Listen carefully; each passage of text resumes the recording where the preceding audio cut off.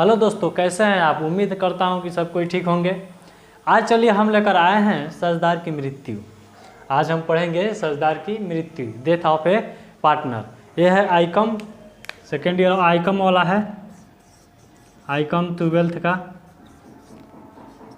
क्या है सरदार की मृत्यु। आप लोगों ने जितने भी पिछले अध्याय पढ़ा है, जैसे सरदार का प्रवेश, सरदार का अवकाश ग्रहण, उसी से मिलता जुलता रिलेटेड क्वेश्चन ये भी चैप्टर है। और मिलता जुलता क्या, पूरी तरह मिलता जुलता है। और ख़ासकर उससे ज़्यादा मिलता है जो रिटायरमेंट ऑफ ए पार्टनर है, यानी कि सरदार का अवकाश ग्रहण। जो सरदार का अवकाश ग्रहण है उससे अधिक ज़्यादा मिलता है, ठीक है, उससे सबसे ज़्यादा मिलता जुलता क्वेश्चन है। तो चलिए हम लोग स्टार्ट करते हैं। तो सबसे पहले ध्यान दीजिएगा आप लोग कि हम लोग जब अध्याय जो पढ़ रहे हैं इसमें है सरदार का मृत्यु। तो हमें अध्याय से ही पता चल रहा है, अध्याय से ही क्या पता चल रहा है बाबू, कि इसमें कोई पार्टनर है जिसकी मृत्यु हो गई है। मृत्यु देखिए कोई तरह से हो सकती है, चाहे तो अकस्मात हो सकती है, किसी एक्सीडेंट की वजह से हो सकती है, या किसी कातिल मतलब कातिलाना हो सकती है, जैसे कोई मार डालता है, कोई जानबूझकर मार देता है, वैसे भी हो सकता है, हत्या ऐसे भी हो सकती है। लेकिन हमें इस सब से लेना देना नहीं है, हमें बस जानना है सरदार का मृत्यु और मृत्यु होने वाले सरदार की जो पूंजी है, जो कैपिटल है, जो संपत्ति है, जो प्रॉफिट है, उसको कौन लेगा और किसको दिया जाएगा, और दिया जाएगा तो किस रूप में दिया जाएगा, और कौन कौन सी मदों को डेबिट किया जाएगा सरदार के पूंजी खाते में, और कौन कौन सी मदें क्रिएट की जाएगी। तो लेट्स स्टार्ट करते हैं। चलिए स्टार्ट देखते हैं। यहाँ पे देखिए, सबसे पहले जब कोई सरदार, उसका जब मृत्यु होती है, जब वो मर जाता है, तो उसका वारिस या प्रतिनिधि या फिर उसका वैधानिक उत्तराधिकारी, जो कानूनी तौर पर उसका उत्तराधिकारी हो, उसको क्या किया जाता है बाबू, क्या किया जाता है, उसी को संपत्ति दी जाती है। आप लोगों ने बैंक खुलाने जाते होंगे, बैंक में खाता खुलाने जाते होंगे आप लोग, तो उसमें देखिएगा एक नॉमिनी का भी नाम लेता है, बोलता है कि नॉमिनी में आप किसका नाम डालना चाहते हैं। तो नॉमिनी में आप जिसका नाम डालते हैं, मान लीजिए अपने भाई का डाले, ब्रदर का, या फिर अपने फादर का डाल दिए। सबसे ज़्यादा लोग अपने माता जी का डालता है, लोग अपनी मदर का डाल दिए, किसी का भी डाल दिए अपना।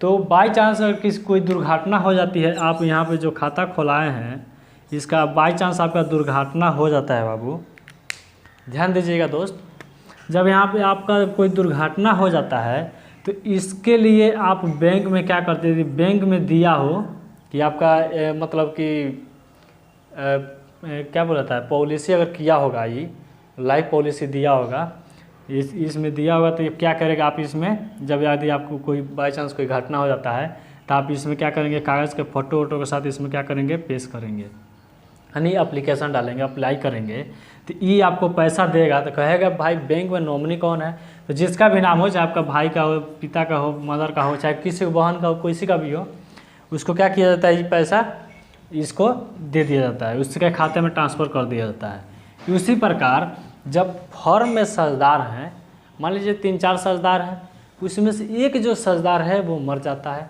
उसकी डेथ हो जाती है, मृत्यु हो जाती है, तो उसके बदले उसके जो उत्तराधिकारी हैं, जो उसके वारिस हैं, उसी को क्या मिलेगा, पूंजी के जो भी प्रॉफिट, जो भी लाभ हो, सभी उसी को मिलेगा। तो चलिए आगे बढ़ते हैं। तो सबसे पहले प्रभाव, अगर प्रभाव आप जानना चाहते हैं तो प्रभाव देखिए, यदि सरदार जब फॉर्म में एडमिशन लेता है, उसमें प्रवेश करता है, तो जो उसमें जो मतलब कि प्रभाव पड़ता है, वही प्रभाव इसमें भी पड़ेगा।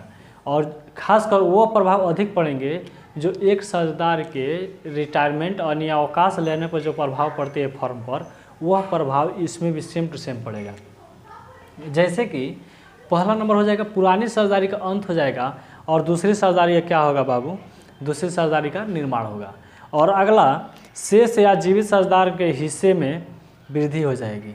जैसे कि अवकाश ग्रहण में आप लोग पढ़े थे, तो उसमें जब अवकाश ग्रहण करता था जो सरदार, तो उसके बाद जो सरदार जो बचे होते थे, वे लोग क्या करते थे, उसका उसके जो शेयर था, जो उसका रेशियो था, जो प्रॉफिट वाला रेशियो था, उसको क्या करते थे, स्वयं ले लेते थे। बोलो क्या करते थे बाबू, स्वयं लेते थे।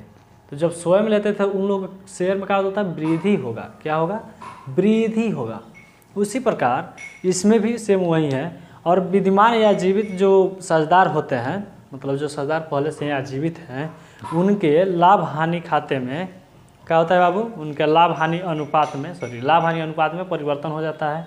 और अगला कहता है जब मृत साझेदार के दावों का निर्धारण करना पड़ता है, थोड़ी सी मुश्किल होती है। मान लीजिए कि जो मृत साझेदार है उसके लिए तो उसका हिस्से का जो प्रॉफिट है, उसके जो पूंजी है, उसको वापस करना पड़ेगा। तो इसके लिए थोड़ा सा उन लोग के लिए मुश्किल होता है। और फर्म पर प्रभाव क्या पड़ता है, उन लोग की जो पूंजी होती है, मान लीजिए यहाँ पे जो पूंजी है, मान लीजिए 4000 रुपया है, 4 पार्टनर है, उसमें से अगर एक पार्टनर लुढ़क जाता है, मर जाता है, तो 1000 रुपया माइनस होगा तो 3000 न बचेगा। बताइए, जब 3000 रुपया जब पूंजी बचेगा तो फर्म ऊपर की तरफ जाएगी नीचे की तरफ, थोड़ा सा नीचे की तरफ होगा ही। अब आगे चल के मेहनत करेगा तो आगे बढ़ सकता है। अब देखिए आगे क्या कहता है, आगे मान लीजिए मृत साझेदार के दावों का निर्धारण करते समय थोड़ा सा संयोजना भी करना पड़ता है। तो जब संयोजना किया जाएगा तो कौन कौन सा संयोजना किया जाएगा, तो उस समय किया जाएगा अवितरित या संचित लाभ हानियों का, यहाँ पे लिख दे रहे हैं अवितरित या संचित लाभ हानि, ठीक है। और संचित लाभ हानि एवं संचयों के लिए, एवं संचय मतलब समझ रहे हैं, रिजर्व, एवं संचयों के लिए भी क्या किया जाना पड़ेगा, संयोजना करना पड़ेगा। क्या करना पड़ेगा बाबू, संयोजना। वेरी गुड वेरी गुड, किया जाएगा, संयोजना करना पड़ेगा। आगे देखिए आगे क्या कहता है, फर्म की ख्याति का मूल्यांकन एवं संयोजना। तो देखिए जब फर्म का भी मूल्यांकन होगा, फर्म का मूल्यांकन, तो उसमें फर्म के ख्याति का मूल्यांकन ना, फर्म की ख्याति का मूल्यांकन, फर्म की ख्याति का मूल्यांकन, फर्म के ख्याति का मूल्यांकन के लिए क्या करना पड़ेगा, इसके लिए भी संयोजना करना पड़ेगा। आगे देखिए आगे है, यदि संपत्ति एवं दायित्व का पुनर्मूल्यांकन आवश्यक संयोजना, यदि संपत्तियों एवं दायित्वों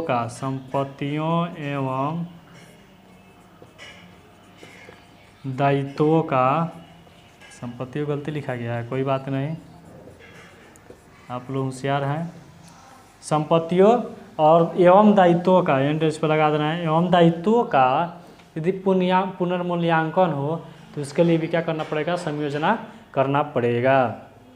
और यदि फर्म के जीवन बीमा पॉलिसी रखी हो तो जीवन बीमा कंपनी से क्या किया जा सकता है, राशि प्राप्त करके उसका भी संयोजना करना पड़ सकता है। ठीक है, ये हम लोगों ने जान लिया। अब हम लोग जानेंगे कि कौन कौन से मदे, ठीक है, कौन कौन से मदे साझेदारों के, मृत साझेदार के डेबिट पक्ष में जाएंगे, पूंजी खाते के डेबिट पक्ष में जाएंगे, और कौन सी मदे साझेदार के क्रेडिट पक्ष में डाले जाएंगे, इसके बारे में थोड़ा सा जान लेते हैं। तो आइए हम स्टार्ट करते हैं कि सबसे पहले जो मृत साझेदार होता है उसके संपत्ति पाने का अधिकार होता है, यानी उसके खाते में क्रेडिट करने का कौन कौन से मद का अधिकार होता है। तो सबसे पहले जो मृत साझेदार होता है उसके पूंजी खाते में क्रेडिट की जाने वाली मदों को हम निम्न प्रकार समझेंगे। जैसे कि मृत साझेदार के पूंजी खाते में जमा प्रारंभिक शेष में समझ रहे हैं, क्रेडिट ओपनिंग बैलेंस से क्या किया जाएगा, प्रारंभिक किया जाएगा। उसके बाद से मृत्यु की तिथि तक फर्म से पारिश्रमिक या ब्याज के रूप में प्राप्त होने वाली राशि को यदि वह साझेदारी संलेख में दिया हो तो उसको भी क्रेडिट पक्ष में डालेंगे। किसको डालेंगे, यदि वह साझेदार फर्म में पारिश्रमिक या ब्याज प्राप्त करता हो तो उसके रूप में प्राप्त होने वाली राशि को भी क्रेडिट पक्ष में डालेंगे। यदि साझेदारी संलेख में दिया हो कि हाँ उसको पारिश्रमिक दिया जाएगा या ब्याज दिया जाएगा तो। अब आगे देखिए, आगे कहता है फर्म की ख्याति में मृत साझेदार का अनुपातिक भाग। यदि फर्म की ख्याति का पुनर्मूल्यांकन हुआ है, उसमें जो उसका भाग जो बन रहा है, जो हिस्सा उसका बन रहा है, जो भी हिस्सा हो उसका बन रहा है, वो क्या किया जाएगा, क्रेडिट पक्ष में डाला जाएगा। अब देखिए आगे चलते हैं। आगे यदि फर्म के अवितरित लाभ एवं संचिति में मृतक साझेदार का कोई भाग हो, कोई हिस्सा हो, तो उसके भी हिस्सा क्या करना पड़ेगा, देना पड़ेगा। किस में, अवितरित लाभ एवं संचिति में। अब देखिए, वर्ष के प्रारंभ से मृत्यु की तिथि तक फर्म में उपार्जित लाभ में भी अनुपातिक हिस्सा दिया जाएगा। जो भी उपार्जित लाभ है उसमें भी क्या किया जाएगा, उसको फर्म के लिए हिस्सा देना पड़ेगा। तो ये हम लोगों ने जान लिया।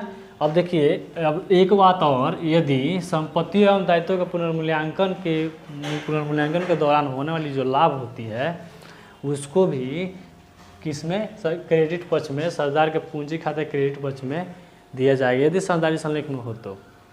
अब देखिए, किसी भी काम में यदि आप करते हैं तो उसके दो पहलू होते हैं। पॉजिटिव लीजिएगा तो पॉजिटिव होगा, नेगेटिव लीजिएगा तो नेगेटिव होगा। जैसे कि मान लीजिए एक सिक्का होता है, एक सिक्के के भी दो पहलू होते हैं, दो पहलू होते हैं, एक हेड और टेल, दो पहलू होता है ना। उसी प्रकार इसमें भी दो पहलू हैं। जब ये साझेदार फर्म से जब केवल प्रॉफिट लेगा तो लॉस को कौन भरेगा, प्रॉब्लम उठ सकती है। तो जो मद इनके क्रेडिट पक्ष में किया गया है उससे रिलेटेड कुछ मद इसको मतलब डेबिट पक्ष में भी किया जाना पड़ेगा, तभी तो हिसाब बराबर होगा ना। तो केवल इनको प्रॉफिट हो तो वैसे तो बहुत दिक्कत हो जाएगा। तो चलिए अब इसके हम जान लेते हैं। आप जानते हैं क्रेडिट पक्ष में कौन कौन सी मदें दर्शाई जाती है या दिखाई जाती है। तो सबसे पहले इसमें दिखाई जाती है मृतक का आहरण। क्या दिखाई जाती है, मृतक का आहरण। और दूसरा नंबर होता है मृतक के आहरण पर ब्याज। यदि साझेदारी संलेख में हो कि मृतक साझेदार के आहरण पर इतना % ब्याज दिया जाएगा, 6%, अधिकतम 6% होता है, कुछ कम भी हो सकता है, ज़्यादा भी हो सकता है। तो यदि उसके % जो दिया हो साझेदारी संलेख में उसको दर्शाया जाएगा, उतने सी के हिसाब से इसमें डेबिट पक्ष में दिखाया जाएगा।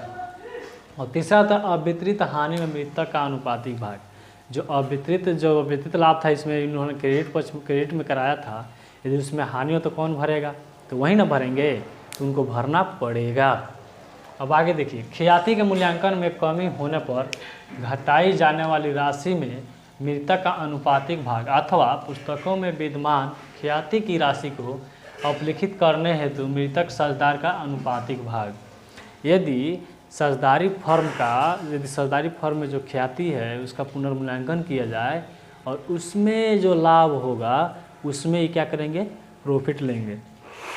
उसमें जो लाभ है अपना क्रेडिट पक्ष में करेंगे। लेकिन जब कमी हो जाती है तो उसको क्या करेंगे, तो घटाई जाने वाली मदद जो मतलब घटाने वाली राशि होगी, घटाने वाली राशि मान लीजिए कि 5,000 में से हमने 3,000 रुपये घटाया, या 6,000 4,000 4500 मान लीजिए घटाए, तो 4500 में से मरने वाले साझेदार की कितना हिस्सा है उसका भी हिस्से का क्या करना पड़ेगा, कैलकुलेशन करना पड़ेगा, गणना करना पड़ेगा और उसमें से घटाई जाएगी और इनके डेबिट पक्ष में डाली जाएगी।